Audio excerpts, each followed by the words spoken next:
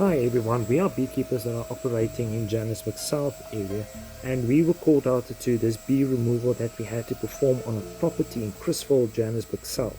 In the video you can actually see how the bees have moved into a live electricity box, and we couldn't just perform the normal standard methods of just cutting out the brood section or the honey sections. We literally had to start with the process of vacuuming up the bees. After we open up the electricity box, you can see how the bees are trying to protect its honey and brood sections. Now, while we are doing the process, we are just vacuuming up the bees at a very small speed to ensure that we don't hurt the bees as it goes through the pipe into a box which is almost the size of that of a beehive.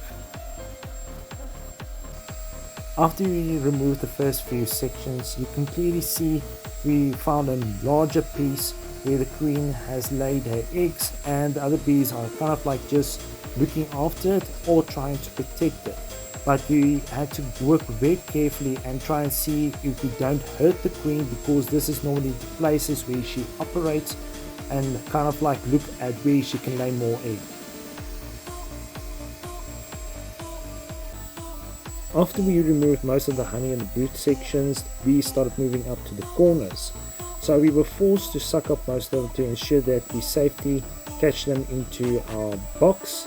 But what was most essential is that the meter was open and either City Power or the resident could get access to the box itself. Now, after we complete the process, the bees, its brood and honey sections were then transferred to a bigger hive, and the hive itself was relocated to one of our operation supply chains where we produce honey and bee wax with the bees.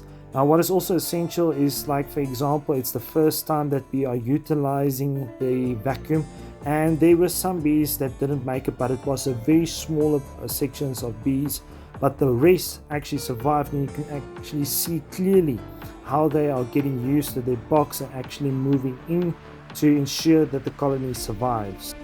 What we also do is that we place the beehive onto a metal stand, and at the bottom there is some plastic cups filled with car oil to protect the bees from ants that might attack the colony. So guys, I hope you enjoyed the video clip. We will do more of these videos to educate people with regards to bees and how we perform bee removals.